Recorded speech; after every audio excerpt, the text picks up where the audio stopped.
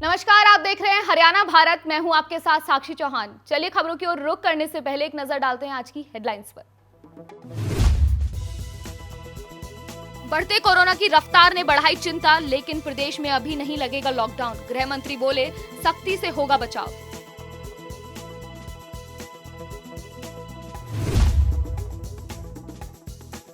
अभिभावकों को भरनी होगी कोरोना काल की स्कूली फीस, 6 किश्तों में कर सकेंगे जमा।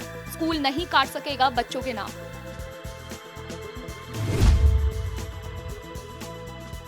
झज्जर में हुई रोहतक जैसी वारदात, अखाड़े में पहलवान को मारी गई गोली। पहलवान ने चरखी दादरी के अस्पताल में तोड़ा दम। कैथल में बंद होंगे 21 प्राइमरी और 4 मिडिल स्कूल। 1 किलोमीटर के दायरे में पढ़ने भेजे जाएंगे बच्चे।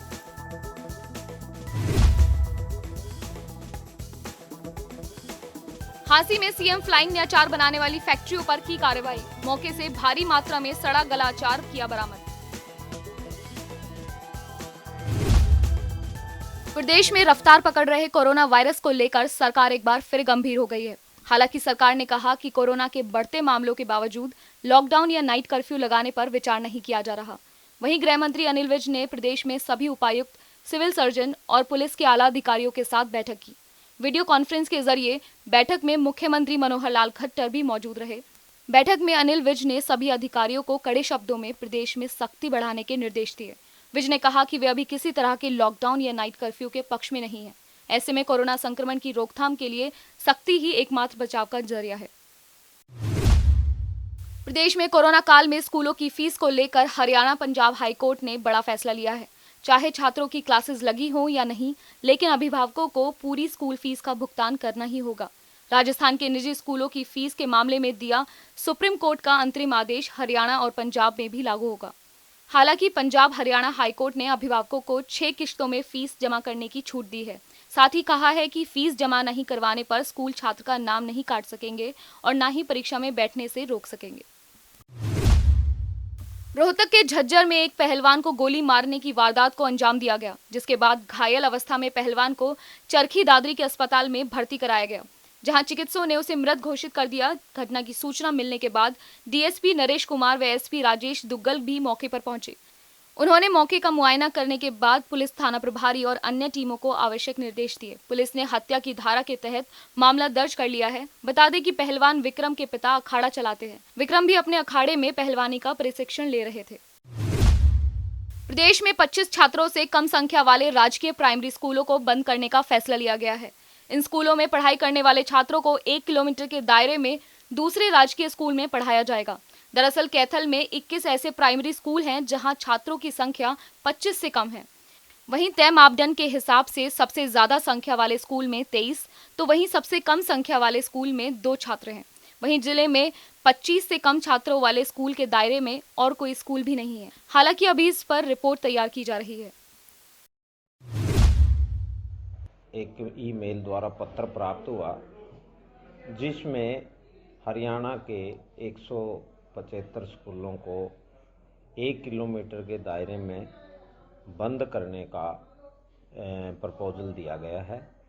तो हमारे ज़िला कैथल के 21 प्राथमिक स्कूल हैं जिनकी छात्र संख्या 0 से 25 तक है।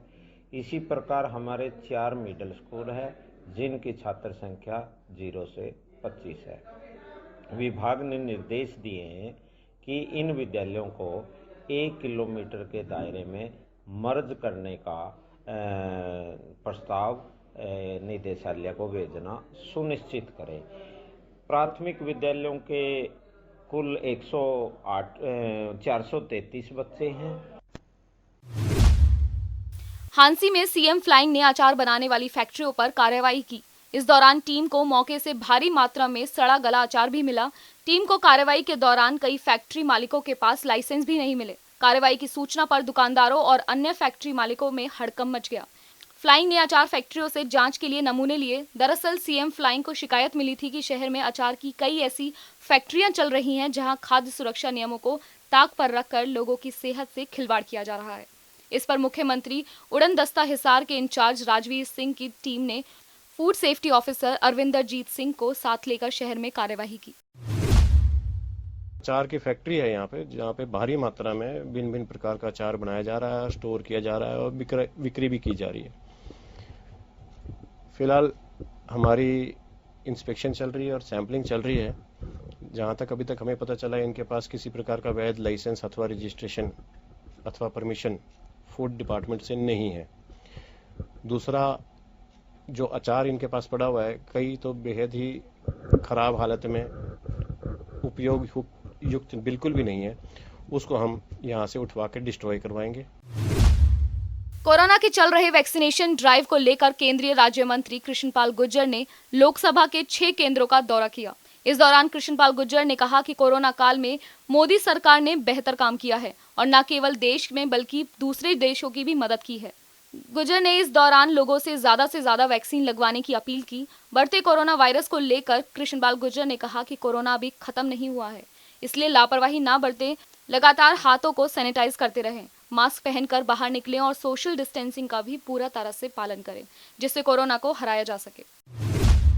सबसे 135 करोड़ की आबादी वाला देश, वहाँ पर मोदी जी के मार्गदर्शन में जिस तरह कोविड पर नियंत्रण किया गया है, वो अपने आप में बेमिसाल है।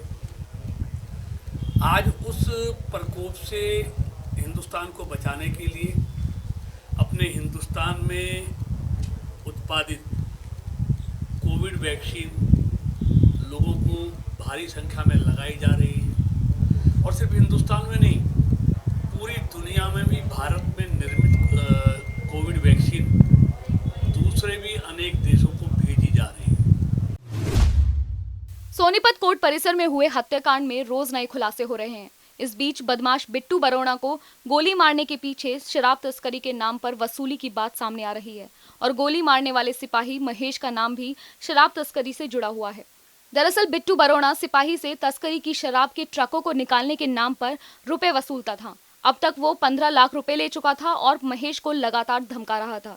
महेश के मुताबिक उसने धमकियों से परेशान होकर बिट्टू को पुराने संबंधों का वास्ता भी दिया और फिर महेश ने बिट्टू की हत्या की साजिश रची। बल्लभगढ़ में बीजेपी नेता पर पैसों की लेन देन को लेकर मारपीट करने का आरोप लगा है। दरअसल नेता ने पुराने पैसे की लेन देन को लेकर युवक पर जोरदार हमला कर दिया। ये पूरा वाकया पास में लगे सीसीटीवी कैमरे में कैद हो गया, जिसमें साफ दिखाई दे रहा है कि बीजेपी नेता महेश गोयल और उसके साथी कैसे सरेआम दिन दहाड़े युवक को पीट कर अधमरा कर रहे हैं। वहीं मामले में घायल युवक के चाचा ने साफ तौर पर बताया कि मात्र कुछ पैसे के लेन देन को लेकर बीजेपी नेता महेश गोयल ने अपने साथियों के साथ हमला बोला, जिसमें उसका भतीजा नुकीली चीज लगने से गंभीर रूप से घायल हो गया। फिलहाल इस बुलेटिन में सिर्फ इतना ही। हरियाणा से जुड़ी तमाम बड़ी खबरों को देखने के लिए जुड़े रहिए हरियाणा भारत के साथ। नमस्कार।